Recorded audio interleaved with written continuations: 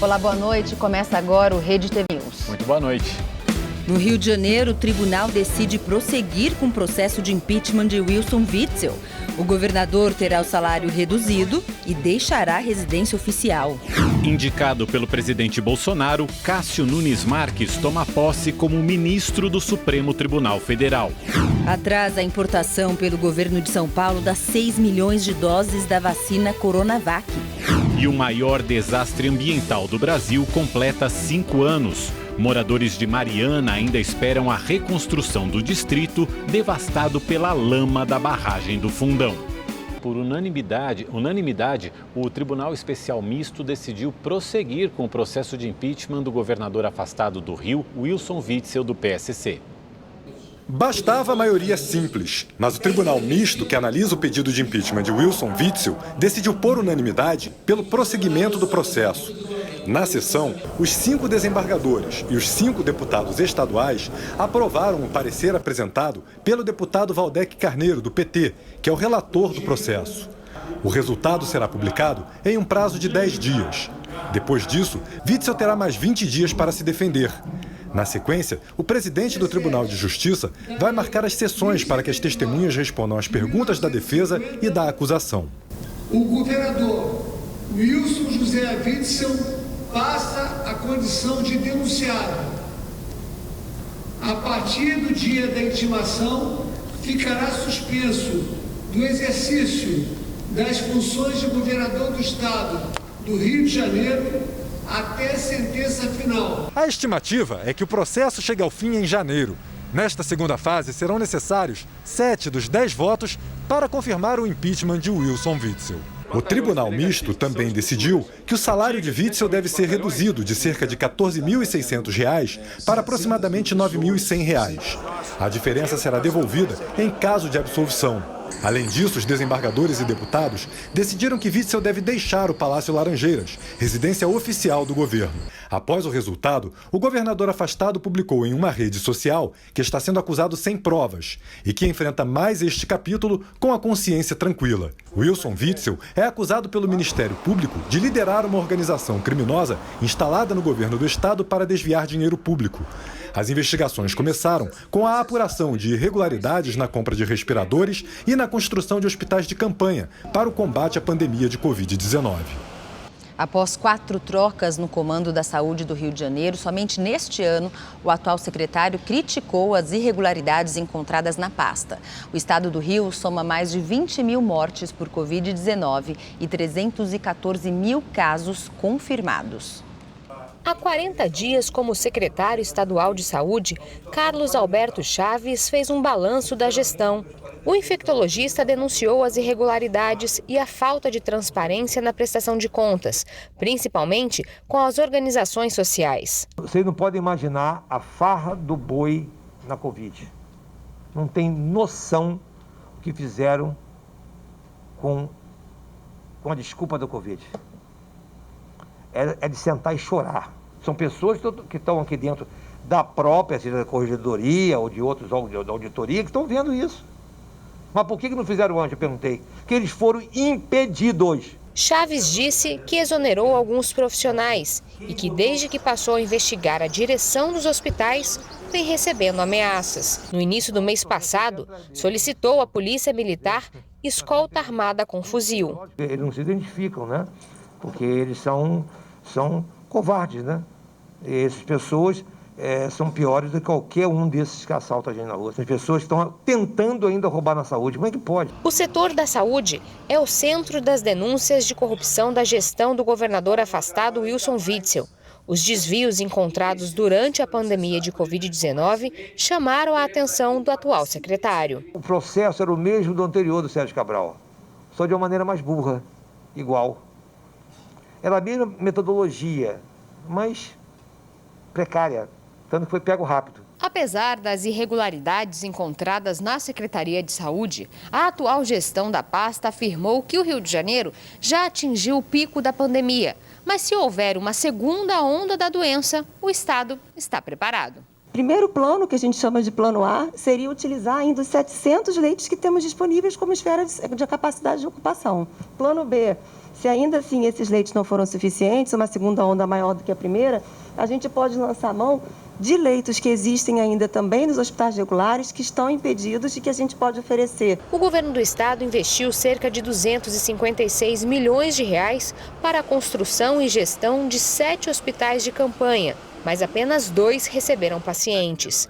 Após um impasse na justiça, a unidade do Maracanã foi a última a ser desmontada em meados de outubro.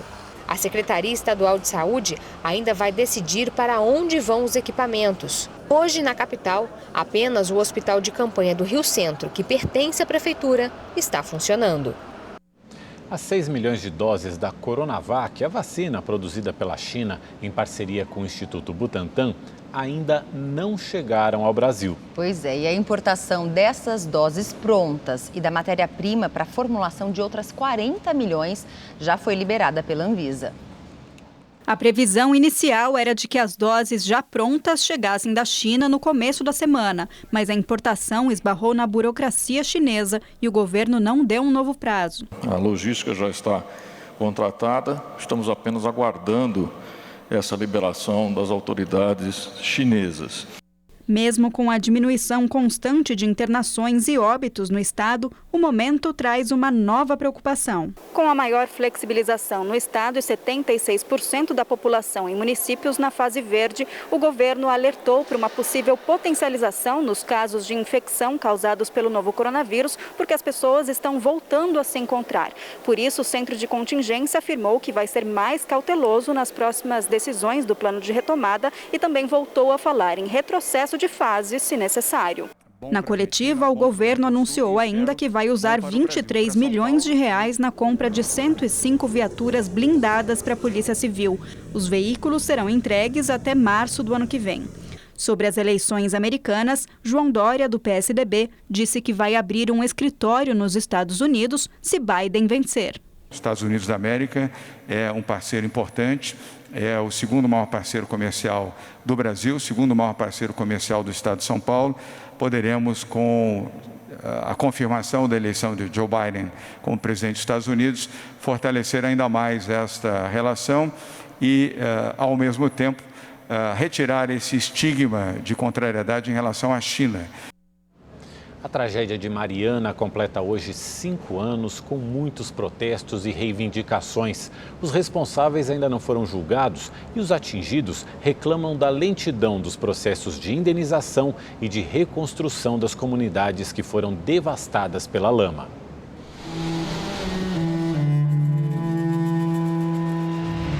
Volta. Ô, meu camarada, volta, vira o caminhão e racha fora, vira o caminhão. Nesta rodovia no interior de Minas, integrantes do movimento dos atingidos por barragens ofereceram mudas de plantas para os motoristas. Essas mudas são homenagem às vítimas da barragem de Fundão. Esse espaço foi criado para não deixar ninguém esquecer a tragédia de 5 anos atrás. É o Museu da Destruição. Quem passa por aqui se depara com fotos marcantes do drama vivido pelos moradores de Bento Rodrigues. Memórias de uma comunidade que foi varrida pela lama. Muitas promessas foram colocadas na mesa e poucas questões foram de fato discutidas e resolvidas. A barragem do Fundão da mineradora Samarco se rompeu no dia 5 de novembro de 2015. O mar de lama destruiu casas, devastou o Rio Doce e chegou até o litoral do Espírito Santo. O distrito de Bento Rodrigues, em Mariana, foi o mais atingido. 5 anos depois, os responsáveis pela maior tragédia ambiental do país ainda não foram julgados e o crime de homicídio foi retirado do processo. As 19 mortes foram consideradas pela Justiça como consequência da inundação causada pelo rompimento.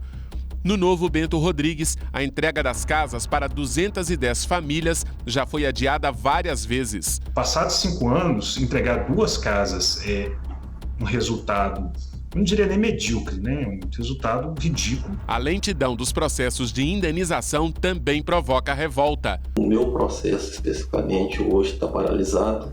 Não há negociação e possivelmente será judicializado. A Fundação Renova afirmou que até setembro foram destinados mais de 10 bilhões de reais para as ações de recuperação. Disse ainda que as obras de reassentamento tiveram que ser adaptadas por causa da pandemia. 5 anos após o rompimento da barragem, a nossa situação está do mesmo jeito. Todo mundo já está cansado de tanto fazer luta. A gente faz luta, não resolve nada.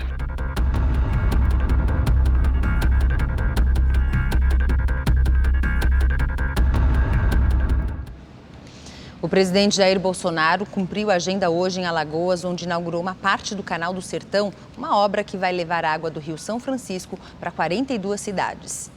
Quando estiver concluída, a obra vai garantir abastecimento em áreas que são fortemente atingidas pela seca. No total, os trechos em operação já fornecem água para quase 230 moradores da região. A agenda do presidente de hoje teve um imprevisto. Antes da chegada a Alagoas, o avião que levava a comitiva teve que fazer um pouso em Aracaju, no Sergipe, por causa do mau tempo. Enquanto aguardava a decolagem, o presidente deixou o aeroporto e se reuniu com apoiadores em uma lanchonete próxima. Durante seu discurso, o presidente falou sobre as eleições municipais que acontecem no próximo dia 15 de novembro e pediu para que os eleitores se preocupem mais com a política. Teremos nos próximos dias umas eleições municipais. Vamos nos preocupar com política. Vamos cada um defender aquilo que é melhor para o seu país. Um vereador importa sim. Um vereador é muito importante. Trabalhem por aqueles que pensam como vocês. A agenda contou também com a presença do senador e ex-presidente da República, Fernando Collor de Mello, do PROS de Alagoas. E vamos aos números atualizados das apurações das eleições norte-americanas. Neste momento, Joe Biden, no Partido Democrata, segue na liderança com 264 delegados, enquanto que Donald Trump, do Partido Republicano, está com 214. Faltam os resultados de 5 estados, lembrando que são necessários, no mínimo, 270 votos no colégio eleitoral para vencer. Cássio Nunes Marques tomou posse hoje no cargo de ministro do Supremo Tribunal Federal. Por causa da pandemia, a cerimônia foi restrita. Natural de Teresina, no Piauí, Nunes Marques, como será chamado no STF, tem 48 anos e foi indicado pelo presidente Jair Bolsonaro para ocupar a vaga deixada pelo ministro Celso de Mello, que se aposentou. Cássio atuou como desembargador do Tribunal Regional Federal, foi advogado por 15 anos e juiz do Tribunal Regional Eleitoral do Piauí. O Ministério da Justiça e a Polícia Civil fizeram uma operação em 10 estados contra a pirataria em sites e aplicativos de streaming. 252 sites e 65 aplicativos que transmitem séries, filmes e programas de TV foram suspensos. Segundo as investigações, os criminosos capturavam o sinal e retransmitiam o conteúdo de forma ilegal. O grupo também ganhava dinheiro com propagandas em sites piratas. 14 dos 16 municípios do Amapá estão sem energia elétrica há 3 dias. A falha no fornecimento foi causada por um incêndio em uma subestação em Macapá na noite de terça-feira. Cerca de 750 mil habitantes do estado sofrem com a falta do serviço. Hospitais e a rede de telecomunicação também foram afetados. O ministro de Minas e Energia, Bento Albuquerque, anunciou que ainda hoje 70% da energia será restabelecida. O governo disse que o problema será totalmente solucionado dentro de um mês. Promoção Festival de Prêmios da Primavera. Para participar dos sorteios diários aqui na nossa programação, você já sabe, tem que ser assinante do Rede TV Plus. Um carro zero ou um notebook novinho. Para ganhar, você precisa continuar assinando o Rede TV Plus e participar dos sorteios. Acesse redetvplus.com.br ou aponte a câmera do seu celular para o QR Code aqui na tela. Você pode usar qualquer cartão de crédito e, se for cliente da Caixa Econômica Federal, ainda pode usar o seu cartão virtual e pagar no débito. Durante a semana, você concorre a um notebook positivo e até uma moto Yamaha 125. Aos sábados, no Mega Sena, também sai uma moto. E aos domingos, no Encrenca, tem um Super HB20. E no final da promoção, você pode levar no Encrenca um Nivus. Então, assine agora. Estação nova, promoção nova. É o Festival de Prêmios da Primavera aqui na Rede TV. O jornalista Vander Pereira, de 64 anos, morreu na madrugada de hoje. Vandeco, como era carinhosamente chamado por nós, colegas, teve 2 passagens pela Rede TV, em 2008 e em 2014. Ele comandou o Rede TV News e o Leitura Dinâmica. Vander também trabalhou na Rede Globo, TV Bandeirantes, TV Record, TV Cultura, ESPN e na Folha de São Paulo. Além do jornalismo, Vander tinha paixão pela música. Com seu violão, sempre dava uma palhinha para os colegas depois do expediente. A pandemia do novo coronavírus fez com que muita gente passasse mais tempo dentro de casa. E uma das maiores plataformas do mundo cresceu com a quarentena, proporcionando entretenimento de graça em uma época em que o distanciamento social ganhou força. Você já reparou como nosso dia é rodeado de informações? São notícias, videoaulas, músicas, esportes, meditação e muita diversão. E tudo isso tá ali na palma da nossa mão ou a um clique na tela do computador. Agora dá pra imaginar tudo isso sem o YouTube? A maior plataforma de vídeos do mundo conquistou ainda mais espaço entre os brasileiros nesse ano tão conturbado. Nos últimos meses, nós acabamos passando mais tempo em casa devido à pandemia do novo coronavírus. E com isso, cresceram os acessos à plataforma, aumentando o tempo de permanência em frente ao computador, pela tela do celular ou pelo acesso às TVs. Isso tornou o YouTube ainda mais relevante para os brasileiros, ajudando a revelar uma tendência sobre o nosso comportamento. Desde março, 91% dos usuários passaram a navegar bem mais na plataforma e 54% disseram que vão usá-la ainda mais, seja assistindo vídeos para relaxar, aprender uma nova habilidade, pesquisar produtos e marcas ou simplesmente para assistir shows sem sair de casa. Esses números foram divulgados durante a 6ª edição do Brandcast, que trouxe novos dados sobre o consumo de vídeos no Brasil. Bom, 2020 foi um ano de muitas mudanças e as pessoas foram buscar no YouTube ajuda. Mais de 105 milhões de adultos todos os meses foram para o YouTube em busca de informações confiáveis, orientações de saúde, como estudar, como se exercitar, como cozinhar em casa, entre várias outras coisas. Os usuários também acreditam que o YouTube é uma plataforma para lutar contra o preconceito. O maior site de compartilhamento de vídeos do mundo se transformou em uma parte da cultura digital dos brasileiros. E a gente segue acompanhando a contagem de votos das eleições nos Estados Unidos. O republicano Joe Biden continua na liderança com 264 delegados. E o republicano Donald Trump segue com 214. São necessários 270 votos no colégio eleitoral para que o vencedor seja anunciado. No Amazonas, o número de novos casos da Covid-19 praticamente dobrou em 24 horas. No Amazonas, são mais de 163 mil casos de Covid-19 e mais de 4.500 pessoas morreram por causa da doença. E o que a gente tem observado é uma tendência de aumento, nas últimas semanas. Estão chamando a atenção que principalmente o aumento aqui na capital, Manaus. Então, um aumento importante, inclusive em relação ao número de internações em leitos clínicos e leitos de UTI. Nós não observamos esse aumento em relação ao número de óbitos, então uma tendência de estabilidade. No último dia 27 de outubro, o governo do Amazonas prorrogou o decreto que proíbe a abertura dos bares, balneários e também as praias por mais 30 dias. Só que a preocupação dos órgãos de saúde aqui do Amazonas é que muita gente não está respeitando o decreto e não está tomando os devidos cuidados. E se continuar assim, os casos de Covid-19 aqui no estado podem aumentar.